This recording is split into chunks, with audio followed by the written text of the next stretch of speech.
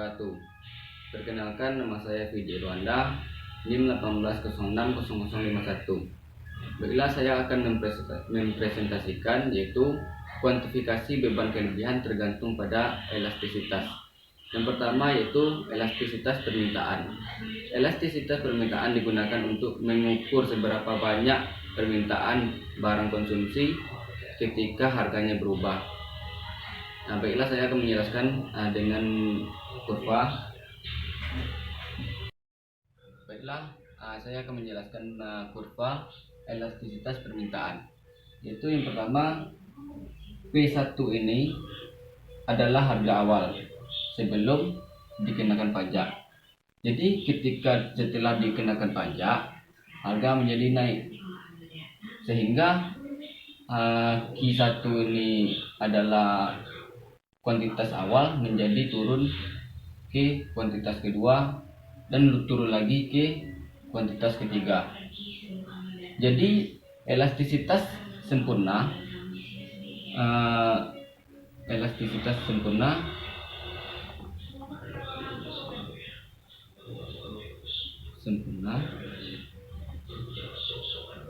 berada pada titik A, C, E. Kita hasil dulu sebentar.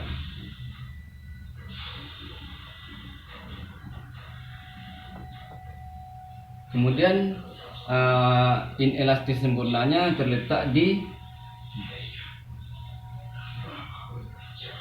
pada titik B, C, D. Ini inelastisitasnya B, C, D. Kemudian saya akan melanjutkan yang keduanya, yaitu elastisitas penawaran. Yaitu yang pertama, P1-nya ini adalah harga awalnya, dimana sebelum adanya pajak.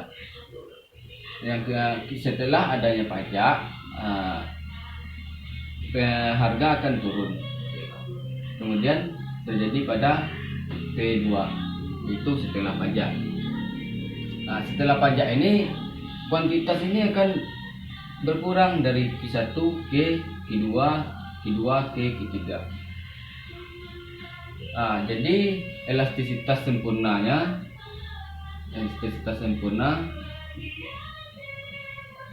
berada pada A, C, E.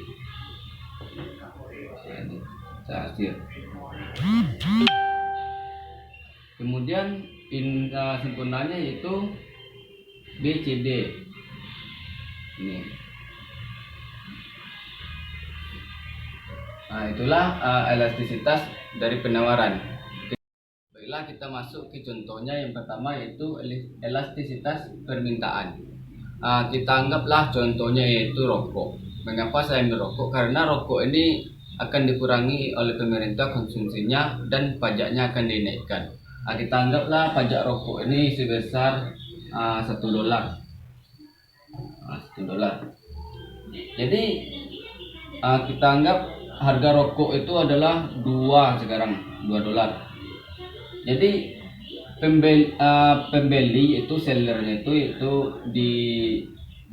dia beli pada harga 1,8.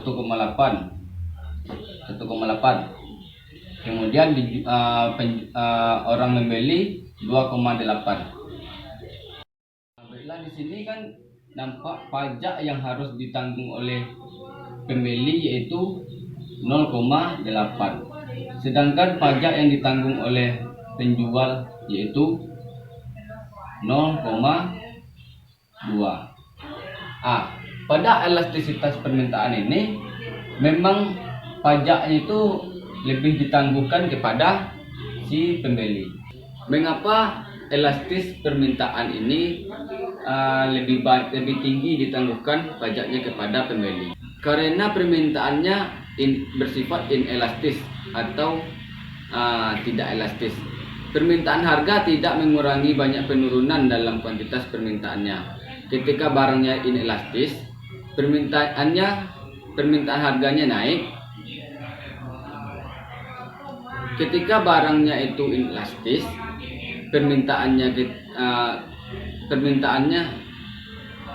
ketika harga barangnya itu inelastis, harganya naik, permintaannya tidak menurunkan banyak. Itulah menyebab si pembeli ini menanggung beban yang lebih banyak daripada si penjual. Kemudian yang kedua yaitu elastisitas penawaran. Pada elastisitas penawaran ini, ketika penawarannya inelastis atau tidak elastis, yang menanggung besarnya pajak itu yaitu si penjual. Karena ketika harganya berubah, si penjual itu kuantitas penawarannya itu tidak berubah banyak gitu. Contohnya seperti ini. Ketika harganya 2, pajaknya kepada si pembeli yaitu 0,2. Kemudian pajak untuk si penjual yaitu 0,8. Itulah yang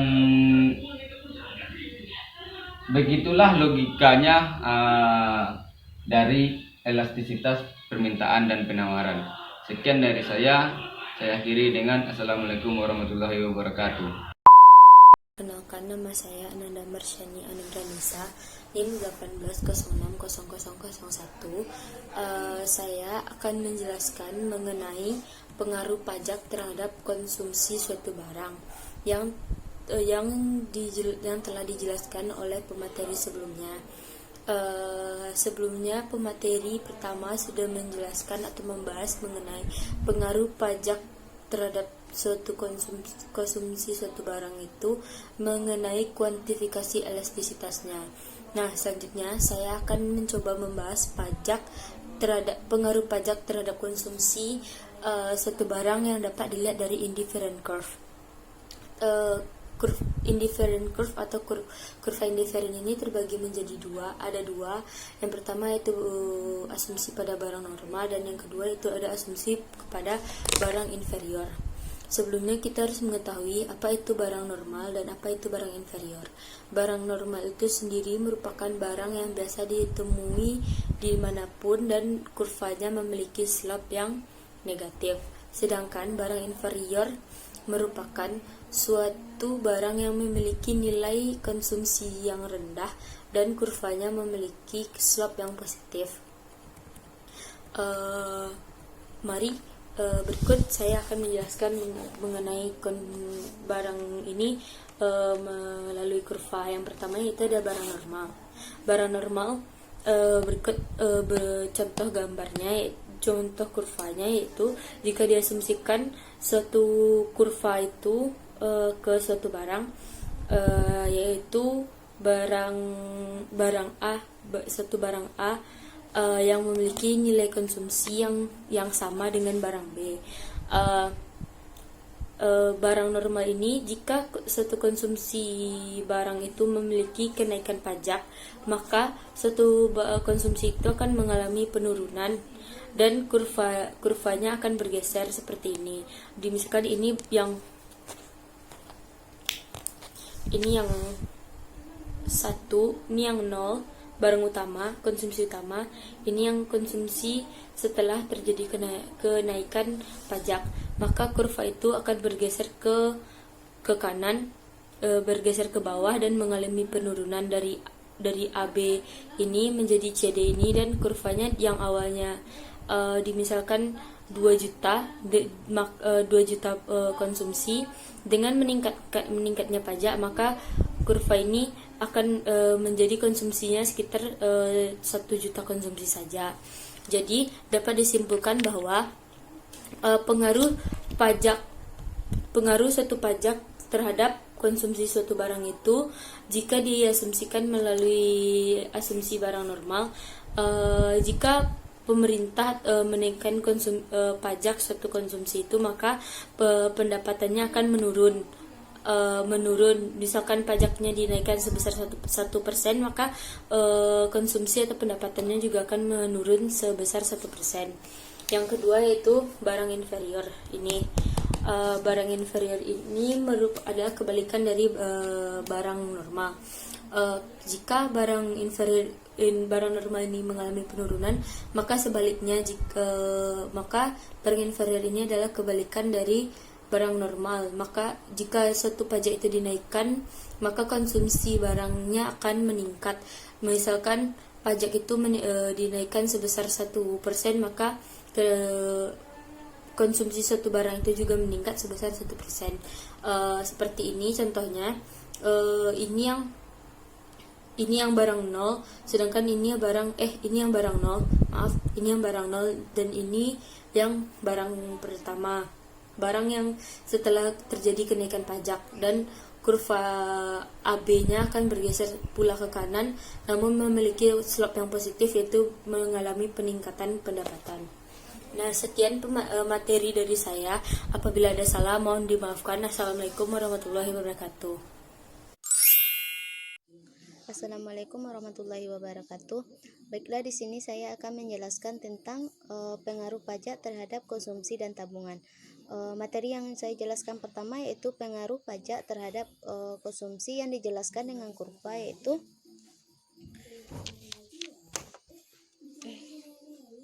konsumsi.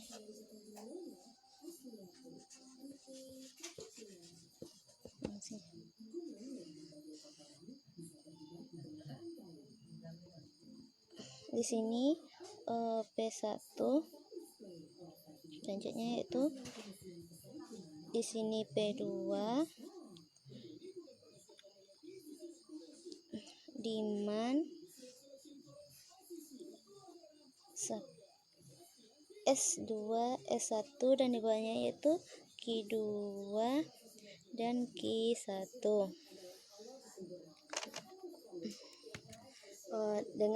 Dengan penjelasannya, yaitu di kurva ini menjelaskan tentang adanya pengaruh pajak pada barang dan yang akan membuat harga meningkat dari P1 ke P2, dan perusahaan akan mengurangi produksinya, yaitu dari Q2 ke Q1, sehingga permintaan akan barang yang meningkat dan menyebabkan harga juga akan meningkat. Selanjutnya yaitu efek pajak terhadap perilaku menabung. Seseorang menabung dengan tujuan untuk melakukan konsumsi di masa yang akan datang. Menabung pada dasarnya hanyalah konsumsi yang tertunda. Pendapatan digunakan untuk dua tujuan, yaitu konsumsi dan tabungan, dengan rumus Y sama dengan C tambah S. Dengan menggunakan analisis waktu intertemporal analisis, yaitu dua waktu tersebut, yaitu waktu sekarang dan waktu yang akan datang.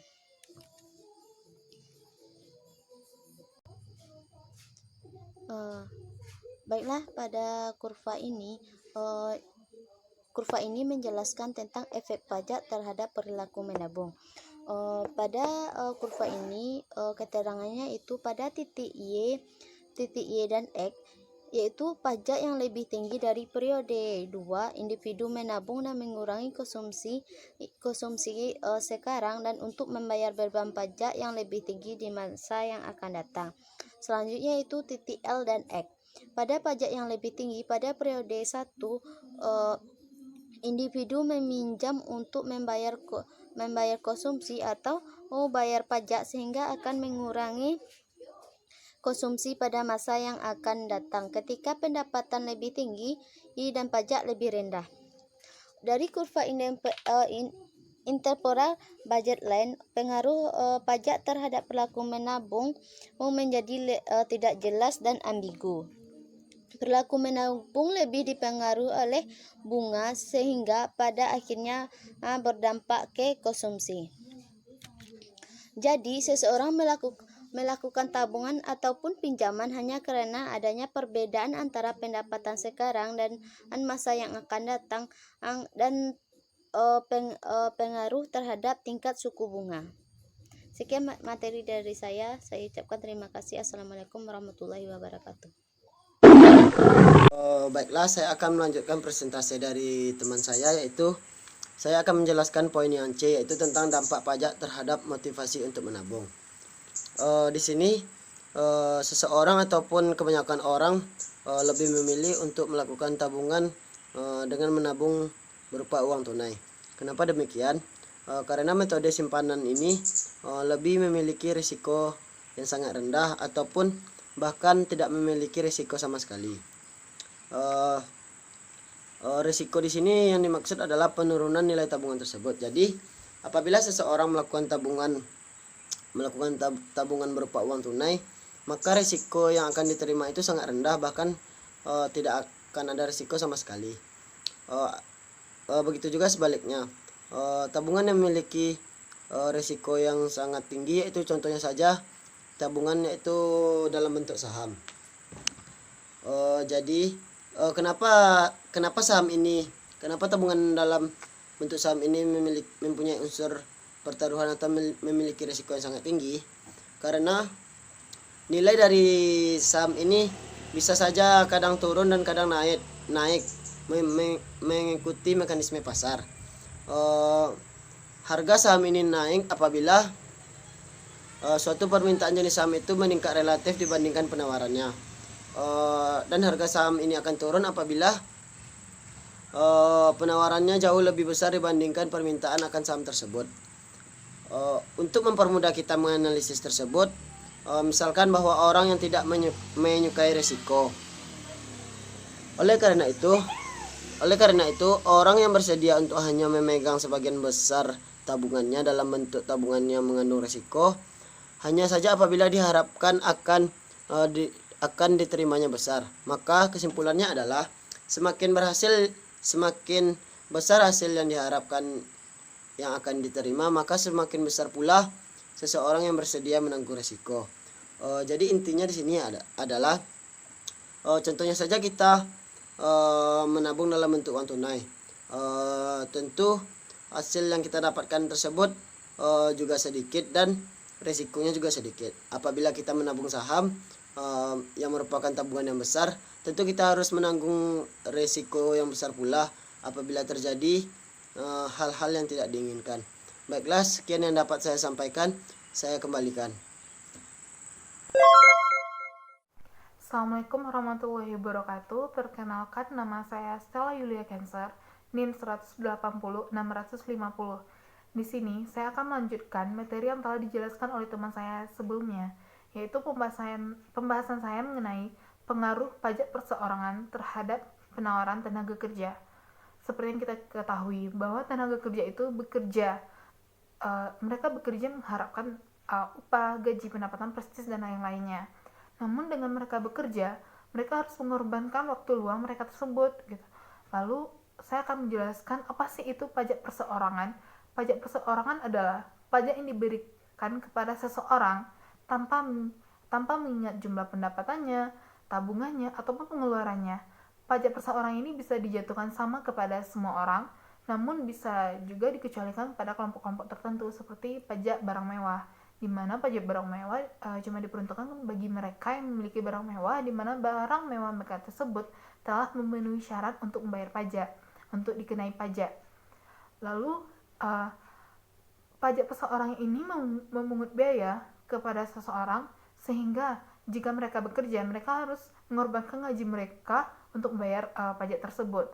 Namun pajak perseorangan ini tidak hanya bergantung kepada mereka yang bekerja. Mereka yang tidak bekerja pun harus membayar pajak tersebut, karena itu sudah merupakan tanggung jawab mereka sendiri atau mereka masing-masing. Lalu dalam ekonomi, secara teori, berapa lama mereka bekerja tidak mempengaruhi pajak perseorangan, karena tidak ada bukti konkretnya berapa lama mereka bekerja akan mempengaruhi pajak mereka. Dari pajak perseorangan ini atau dari pajak penghasilan, ini akan memberikan dua efek. Yang pertama, efek substitusi. Yang kedua adalah efek pendapatan. Saya akan menjelaskan kurva efek substitusi dan efek pendapatan. Yang pertama adalah efek substitusi. Seperti yang teman-teman lihat, efek substitusi, jika seorang tersebut dikenai pajak, maka mereka mengurangi jumlah jam kerjanya, bukan menambah.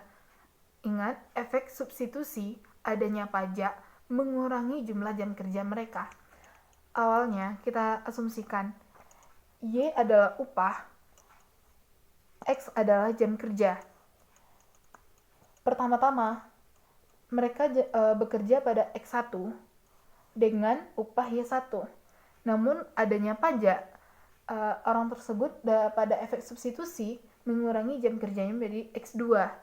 Dan jika jam kerjanya dikurangi, maka otomatis upah mereka juga akan dikurangi menjadi Y2. Lalu ini akan membentuk keseimbangan baru. Mengapa indifferent curve-nya berbentuk terbalik? Karena semua suka gaji, tapi tidak semua menyukai bekerja. Lalu saya akan menjelaskan kurva yang kedua, yaitu mengenai efek pendapatan. Lanjut saya jelaskan lagi seperti yang tadi. Jika di efek substitusi mereka mengurangi jam kerjanya, pada efek pendapatan mereka menambah jam kerjanya. Kita asumsikan upah adalah Y lagi, jam kerja adalah X. Pertama-tama, mereka bekerja dengan jam kerja X1, upah Y1. Namun karena adanya pajak, upah mereka akan turun menjadi Y2, dan mereka akan menambah jam kerjanya menjadi X2.